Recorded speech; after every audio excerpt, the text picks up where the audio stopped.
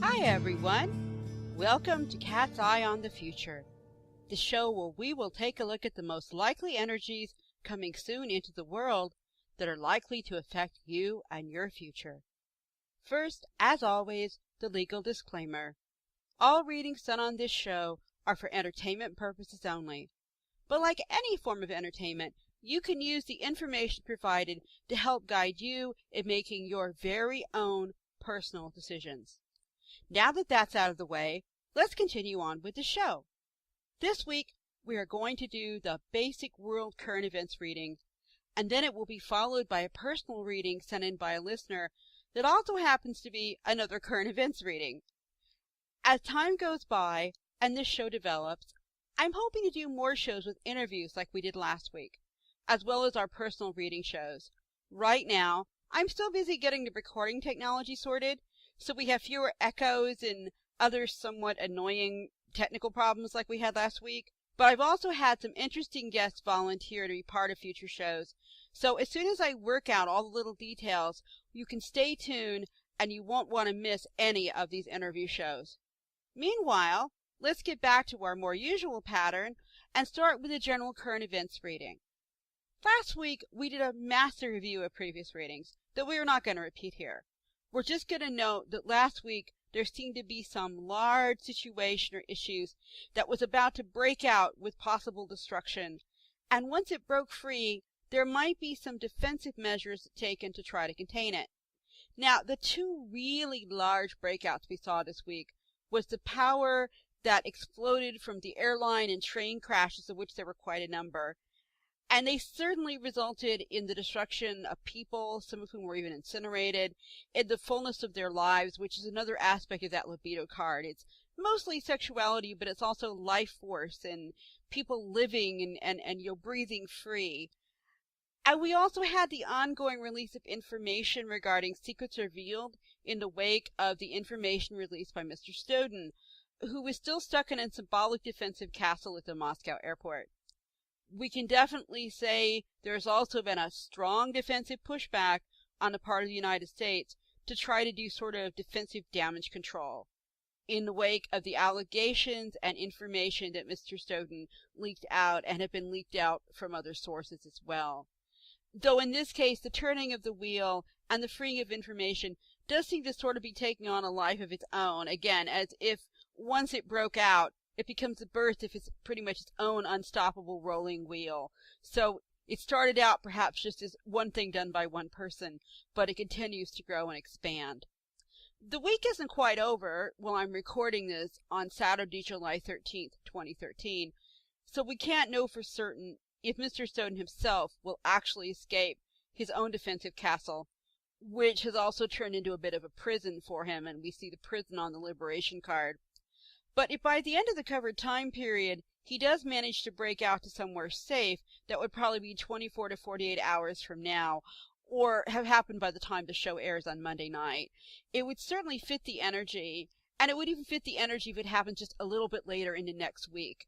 Because as I pointed out before, the cards, well, they set a time period, they're not as exact as human timekeeping. So, but if he manages to find a safe place, or at least get out of the airport and escape that particular little bit of imprisonment in the next bit here, this would fit the energy. And so do the continued attempts to lock down or catch him on the part of the U.S. There's this kind of push-pull that we saw in last week's cards. Now, Egypt continues to have problems controlling the situation in their country, although the Western press has been doing a bit less coverage this week, so it's not been quite as much in the current events emphasis, although it's been extremely important for people living there. We also finally don't know what the verdict in the U.S. trial of Mr. Zimmerman, who, for those of you not in the U.S. who may not know, this is a big trial about someone who was accused of possibly killing someone else, and the question is, was it in self-defense or not? It's a very complicated, drawn-out trial, but it has a lot of potentially explosive overtones, and depending on which way the verdict goes and how people react, it could result in the unleashing or breaking out of various forms of destruction, or at least wild energy, again, depending on how and where things are decided. And again, if they happen in the next 48 to 72 hours, they would fit this energy very, very well. But we don't know yet if that's going to be the case.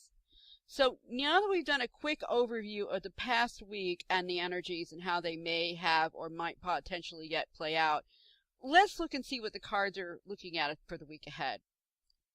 So this week I asked, what are the most likely important energies and or possible events likely to be affecting or happening in the world for the next week, July 15th to July 21st, 2013? Well, we have an interesting mix of cards, and if you want to follow along at home, you can see these cards on my website.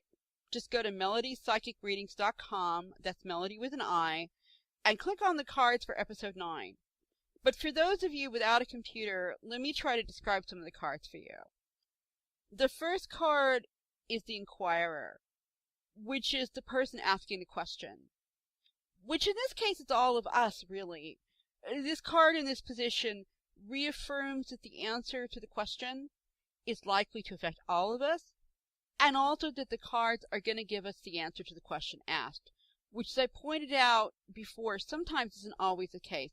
We'll talk about that sometime on a topical show, but for now, just relax and realize that this is about the question asked. The second card is the Message, which is a message in a bottle on the picture. It's very unusual for this to follow the Inquirer card, but when it does, it emphasizes even more that the rest of the reading is the message. In bold, strong, and obvious terms, the Inquirer must not ignore the message. It is important. So, we ask, what exactly is the message? Well, the third card starts getting more to the point, which is the skills. It's a bow and arrow laid out on the ground, waiting to be picked up and used. It may be used to hunt food for the family, or we could use it to kill enemy soldiers. It could even be for an archery contest, for gaming. We simply don't know, because the card doesn't say. Usually, though, this card is talking about the skills needed to perform some task, and I think that's what's implied here, because the fourth card is work. Work is a card with cogs and wheels, like an old-fashioned factory on it, and while it can be about any sort of mental, spiritual, or physical work, most of the time, this card is about jobs, career, or other mundane tasks that involve the skills of life, or meaningful work, which could be either paid or volunteered, sometimes even hobbies like the skills and work you put into knitting or building a cabinet, but it's about the physical world most of the time. Now, the final actual card is the Death card, which in this deck is an ancient burial mound with a dark but open chamber leading inside, with red flowers planted outside on the pathway, and it's a very chthonic going within card. The usual meaning of this card is the final ending of something, though honestly in a current events reading, it can also mean death of someone or people or something that stops. But again, it's the basic idea of a final ending. The rune stay for this reading, interestingly enough, is the Ra, which is most often translated as harvest, but can also be the seasons, or the summer-winter pairing that you get in the Northern European agricultural year. This rune could either be pointing out an issue with actual harvests, or perhaps it denotes a time period, like harvest time, or a bit of both, again, because they read energies. There's not exclusive here. This rune, like last week's wheel card, is also about cycles, both in how they repeat and how historically they tend to turn. Taken together, there are several ways to read the energy in this reading, and perhaps several ways in which it could all play out in the world this week, and it may do so in a number of variations in different places. But on the most basic level, we have two really strong messages. First is that individuals, possibly skilled workers, may have their work die, and this could be part of a historical cycle or occur near around harvest time. Since we are in the traditional time of the European first harvest or Lammas, the time when the first big crops come in, this could suggest that this week there may be either some large fall in jobs numbers, especially skilled workers, or that this event will start to manifest now, but become more fully into view by fall. There's also some hints about problems with the work of the harvest in terms of getting harvests in, or perhaps the depth of crops, which in traditional times could result in famines. When you couldn't import things, if your food didn't grow, people died. That isn't as strong a picture to me yet anyway, as the ending of the skilled jobs as the current cycle continues, but it is certainly there, and we do have to look at it as a possibility. The other really strong way to read this combination is the skills or weapons and work of death may come into focus this week. We don't have the actual warrior card, so I suspect that an outright battle is unlikely, but what we may see is the buildup of militaries, troop movements, weapons developments, take your pick, your basic skills of the work of death, which would be war or preparation for war.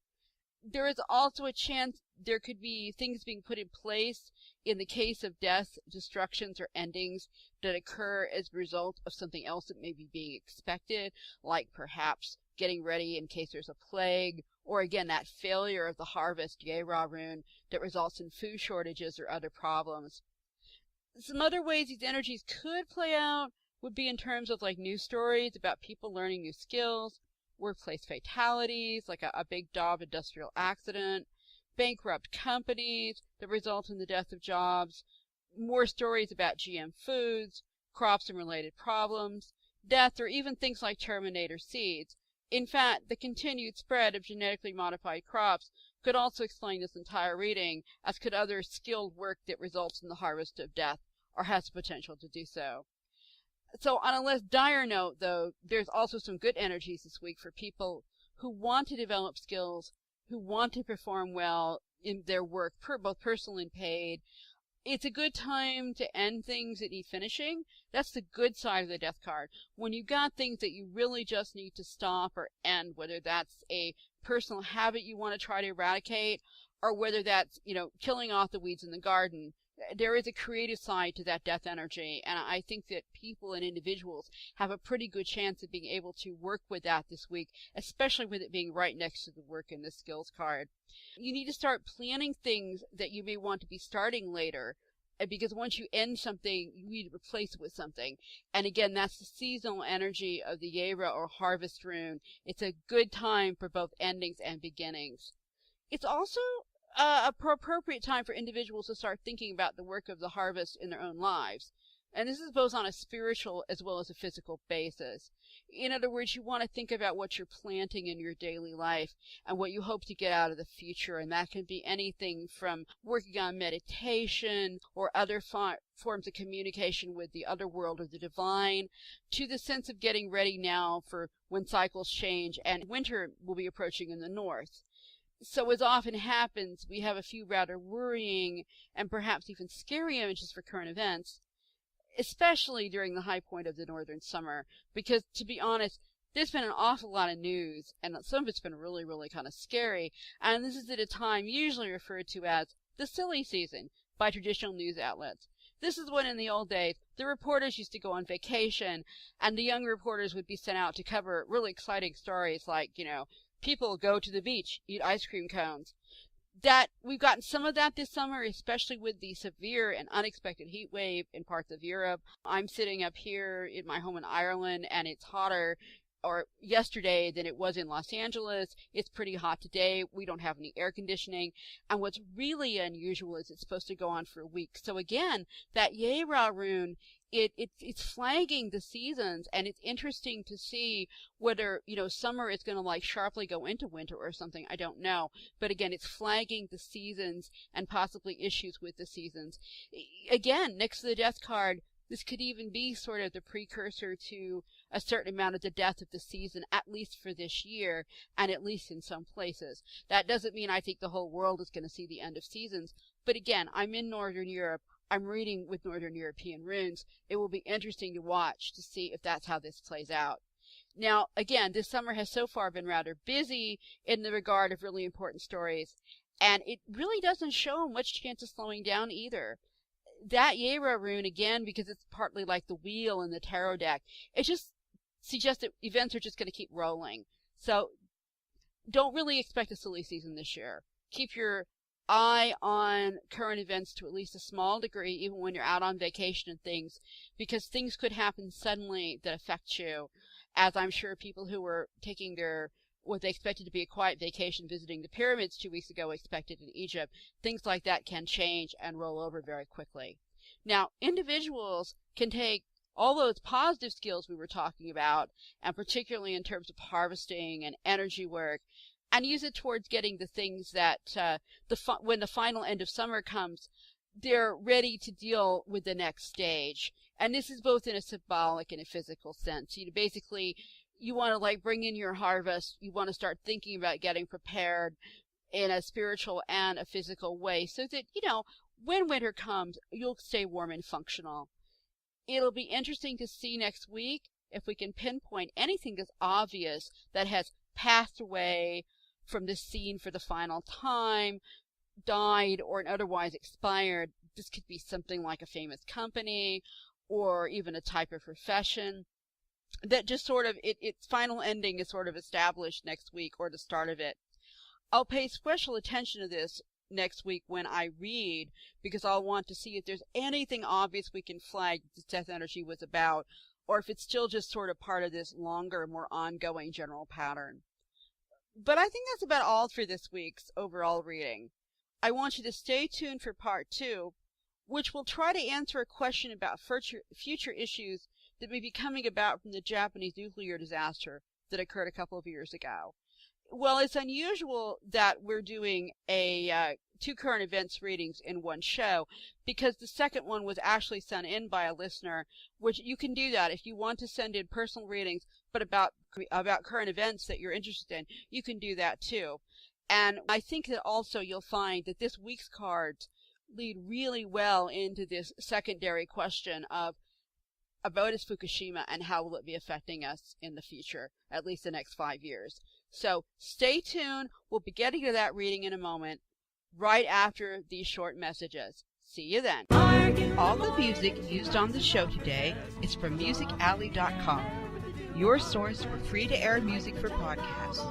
The artists place their music up for free to air in hopes that you, the listener, will visit their site and purchase some of their outstanding musical offerings. So after the show, why not visit musicalley.com and explore their extensive playlist? And she sings, she goes home in the evening with the dew all on her wings.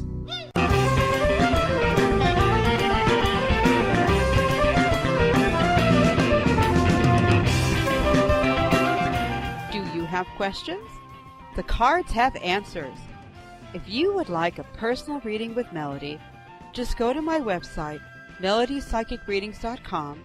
That's Melody with an I, psychicreadings.com, for information, or email me at melodyreader@gmail.com. Readings are available using Skype, phone, email, or even in person if you are lucky to live in Ireland. Why not find out what special messages the cards have just for you and book a private reading today? And see me from beneath the sea, the best in all of Ireland. See me from beneath the sea, the best in all of Ireland. Welcome, everyone, back to the second half of Cat's Eye on the Future. Tonight we are going to do a slightly different type of personal reading, one that it actually is asked by an individual, but it concerns current events. Interestingly enough, the same person asked a similar question on November 8th, 2011, for a previous interview I did on the Time Monk Radio. So this will be a great chance to review that reading, as well as project out another 5 years to see what the inquirer wants to know, which is what's happening 5 years from now.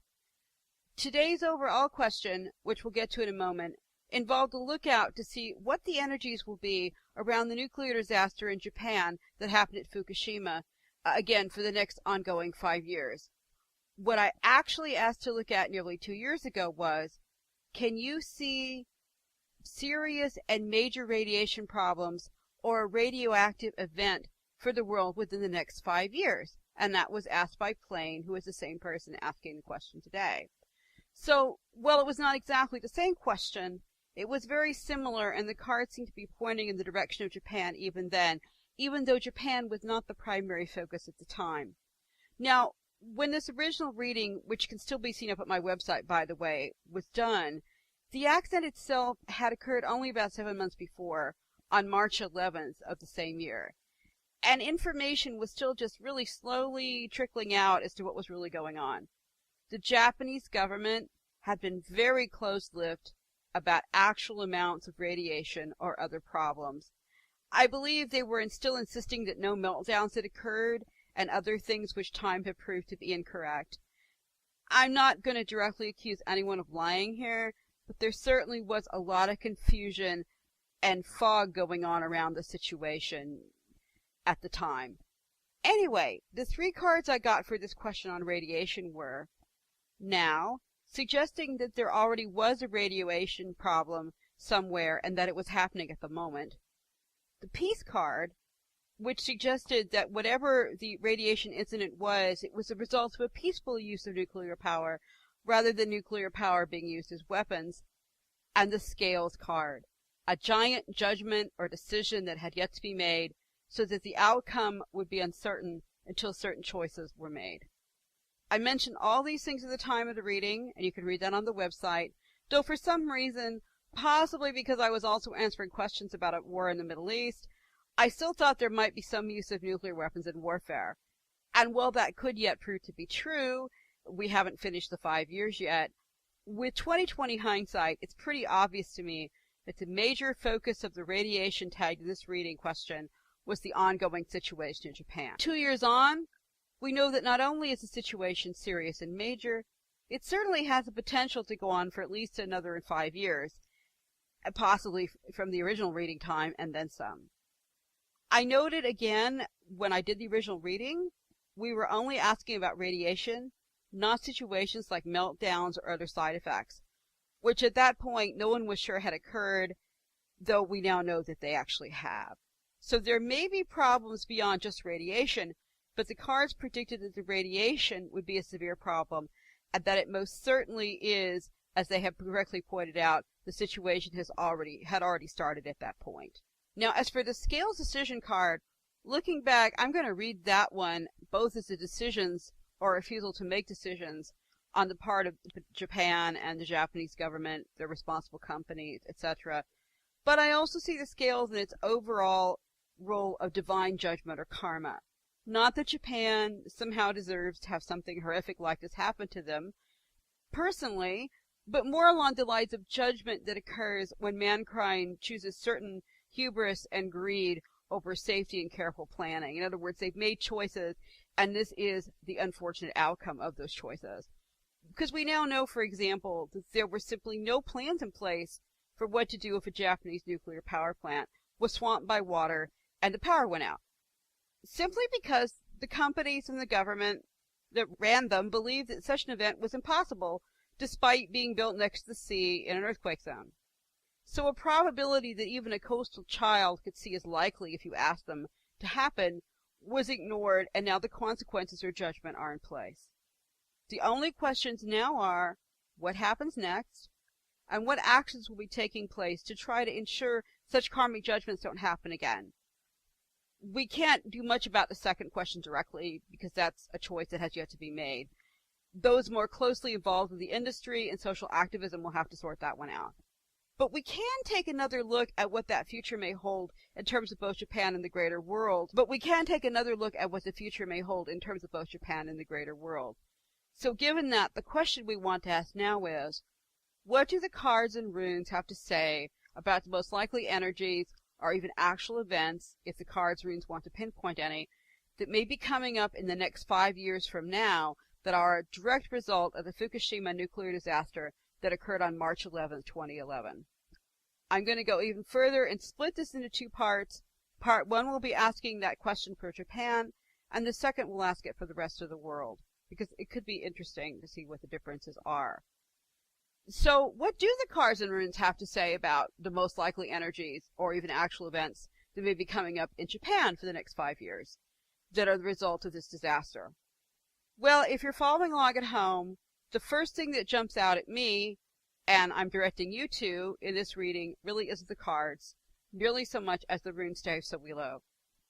It isn't that the cards are not important. They are, and we will explore them in a moment. But the overall problem, I think, is summed up in this rune stave, Sowilo, which is the sun or lightning. There is the same rune doubled, was used by the SS in World War II by their special forces to symbolize strength, which the rune also does. But in this case, I think it is in the form of sun, lightning, or power that we're going to see the biggest issues. On the most basic level, Japan is going to have problems, issues, and discussions about power, electricity, and basically just how to keep the lights on. Also, as the land of the rising Sowilo, or sun, the rune suggests that some of Japan's most basic and ancestral beliefs, goals, and aspirations may have to be looked at, evaluated, and examined in order to figure out how they will continue to go on into the future. Specifically, I think this is about power generation and literally keeping the lights on or the lightning on, but also the people of the sun. They will need to look to their sun goddess Amaterasu for guidance and help, or at least looking for a consciousness beyond themselves. It's worth noting that in the Norse cosmology, the sun is Suna, and she is also female. So unlike a lot of Western traditions, including my sidecar deck, the sun in both Japan and in the rune deck is female, and both cases suggest possibly some answers where they can be found in the sun, perhaps even solar power, but also in the idea of reaching out beyond oneself, not just trying to solve all the problems in the physical world, but also looking out towards a higher power. Anyway, so we know that there was going to be this overall electrical problem, and how to literally keep the lights on. But what about the cards in this reading? First, we have the Fool, which is starting over. Japan may have in some ways need to essentially start over, either as a modern nation or at least in terms of how they maintain, support, and supply their people for that modern lifestyle. The Beauty card comes next, and it often suggests self-esteem or self-presentation. And coming between the Fool card and the Cave card, they suggest there's going to be issues with both starting over and how the Japanese people see themselves or wish themselves to be seen. The wish to be found beautiful in both their own eyes and the eyes of others, that's simply going to be really difficult to do for the present time period, but there's going to be that pressure to do that, and that could lead to problems. The Cave card that comes next suggests a long, drawn-out period of depression, probably both spiritual and economic, as well as spiritual and mental, as the population realizes that they've been lied to, and that the crisis is ongoing and simply not getting over. There really is no going forward as long as the problem isn't solved. Attempts to make things look beautiful simply don't work, or they don't work well enough to hide the situation.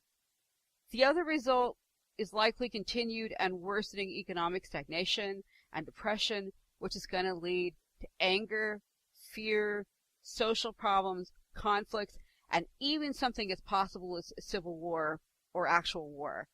That's because the Beast card, coming after the Depression card, suggests a population that may just keep on taking it for the first part of the 5-year period. They just hunker down and they're depressed and they're unhappy, but they're taking it. But after a while, they've simply had enough, and the beast is let loose and everything explodes. However, it is also perfectly possible that this exploding, angry beast is something physical in the results from the disaster itself. Either a new stampede outward that affects people a new way, say something as a consequence of the meltdown causes an explosion or something, or simply the slow, steady process of horrors gets so large that it seems to break out and go on a rampage, even though really it's been a continuous build-up that simply sort of hits a tipping point. What I can't tell from just this reading is if the beast is limited to the Japanese population, or if it extends to latter-born problems with the meltdown from the original disaster itself. It's possible that the anger, rage, despair, crisis, desperation of the beast might even spill over into other forms of conflict. And I think there's some of all of this in this reading, which is why it's a little bit confusing. But to sum up, for the next 5 years, we see a nation or a people trying to start over from scratch, who have terrible image problems. They have a desperate need for ways to power their modern society, and they'll at first try to sort of just hunker down and take it in the midst of economic and spiritual depression, Only later they're going to probably lash out in rage and destruction towards the end of the time period. Pretty much a powder keg that's compressed for a while, and it gets quiet, and it slowly builds to the explosion point. Either the population, or again, perhaps even if the population doesn't explode, the actual site or something to do with the disaster simply just sort of comes to a combination of factors, and it just sort of all blows up at once. Either way, the Japanese people themselves they're probably not going to rise out of their national depression anytime soon, but they're going to be profoundly affected by this beast and all the destruction, wild and unstoppable powers and energy. So again, I don't want to call them exactly just victims, but they're sort of caught in the middle of this, and they need to be really careful, and anybody living there just needs to be prepared that things will be quiet for a while, but later things may get really, really dicey. But that pretty much sums up Japan itself. Let's look at the effects of the disaster on the rest of the world. So we ask again, what do the cards and runes have to say about the most likely energies or even actual events that may be coming up in the overall world during the next 5 years that are the results of the Fukushima natural disaster that occurred on March 2011? If you're following at home again, you can see that right away the last card of the Japanese reading, the beast, is the first card of the worldwide reading. This suggests that not only does the beast and his terrifying anger affect the rest of the world, it also hints that other peoples, tribes, nations, individuals are going to become aware of the extreme danger and even some of the destructive potential that's going on much sooner into the 5 years period than most of the people in Japan do. The puzzle card comes right next to it, and this is a decision that the rest of the world will be forced to make. They will have to go through door number 1 or door number 2. Not making a decision, trying to stall it, will still be a decision, because this is an either-or question. And my guess is that the question or puzzle is going to be just how to confront and contain the beast, and sadly the liar card that comes after it suggests that the world is going to be tempted to take the easy way out and either pretend that everything is okay, or at least be very deceptive with the public in terms of the most probable outcome or amount of destruction the beast is ongoing or is causing. The work card comes next, and it hints that this may be done, this keeping of deception going, in order to try to save jobs, or simply that there is a lie or deception about the amount of work involved in trying to actually contain, clean up, or otherwise deal with the ongoing problems the beast is in the middle of. The final image of the runestave Eyewash, or the yew tree, is not all that comforting either. Eyewash is the yew tree.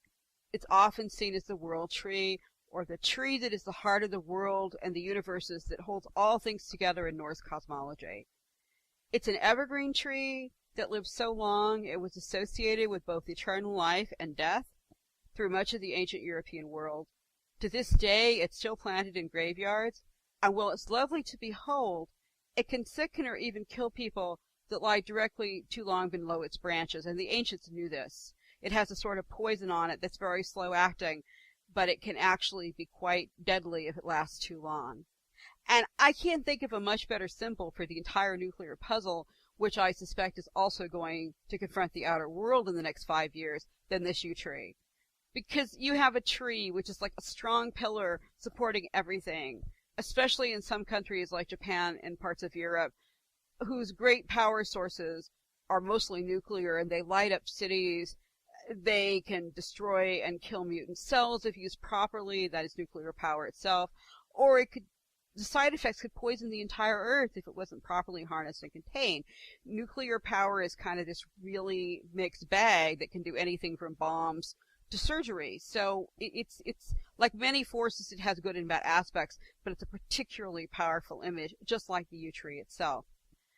The yew tree can be seen as a positive symbol of the powers linking Earth with the rest of the cosmos, but because it's also a symbol of death and planted in graveyards, it's also the tree of death and rebirth. So it looks to me like during the next 5 years, the world outside of Japan is going to literally have to face the problem of the aftermath of the Japanese nuclear accident and its now raging beasts or beasts head on, or they're going to face possible poisoning and death on an epic scale. I just don't see many other choices in this reading. It's either confront it or not deal with it and have it sneak up on you later. If instead of using the deception energy as a liar card to try and cover things up and to avoid the work needed to solve the problem, if people and nations of the world instead choose to use that work energy to uncover and to end the lies and deception about the beast and the disaster, and they put their whole hearts and minds into working on a solution, then it is just possible the power of the yew tree may be harvested both in the physical and the spiritual realms, and new ways can be found to diffuse this poison and quiet, or at least sort of contain the beast back to the wild places where he can do less harm. Even if it's not possible to totally get rid of it, you can get it away from the major population centers. However, the cards indicate at this point that this is less likely of the two choices, but that a refusal to confront the deception and lies head-on now could have dire consequences in the future for everyone. This entire accident has been very difficult for the entire world to deal with because while the Eastern nations often feel a great need to save face, that's that beauty card, and keep up the appearance that all is well, the Western nations tend to want to ignore any slow-moving crisis as something they just don't have time for. Or they ignore it in the short term, confident that somehow science or some other great hand will simply work something out and solve the problem in the end. That good old Yankee ingenuity will come through. This reading suggests that both paths are equally dangerous here. Because while the consequences directly affect Japan the most, perhaps even determining if they're able to literally keep the lights on or continuing to exist as a sun-inspired nation, the second reading pulls no punches that the same issues may force a total do-over of Japan in its modern form, also pose a grave and probably deadly threat to everyone else. It's just going to take us longer to get there. Finally, though we are reading only out for 5 years at this point on the world situation, I'm getting the really big hint that if we deal with it now, it will be much better, because if we don't, it's going to result in much greater problems a bit further down the line than 5 years. The yew tree rune suggests an ultimate outcome of something that will in some ways be likely to affect everyone on Earth in some fashion, a situation that might be avoided or at least have less of an impact if the right choices are made now and steps are taken now to face the situation and contain it. The cards and runes present choices and probably a tipping point in this reading. I just hope things tip in a more difficult direction now, but with a longer term better outcome because we took the steps that were needed. But I think that about ties things up for this reading. Basically, choices, both for Japan and the world. Let's see if they get made. But I think that about ties things up for this reading. Basically, choices, tipping points, and more choices. We'll just have to wait and see how the world and individuals decide. However, if you would like to have your own personal reading used on another show, just email me at melodyreader@gmail.com. That's Melody with an I, reader@gmail.com, and put show reading in the subject line. I can't promise to use all your questions directly on the show, but I will read all of them and take them under consideration. But I think for now, this concludes this week's show. I hope you enjoyed listening to it, and I look forward to seeing you again next week. Take care, and bright blessings. But here's a health to the company, and one to my lass. You have been listening to Cat's Eye on the Future, the show where we take a glimpse of the energies coming soon into your world and into your future. Be sure to join us again next time when we explore another chapter of Cat's Eye on the Future. Again. But here's a health to the company, and one to my lass. Let's drink and be merry, all out of one glass. Let's drink and be merry, all grief to refrain. For we may, it might never all meet here.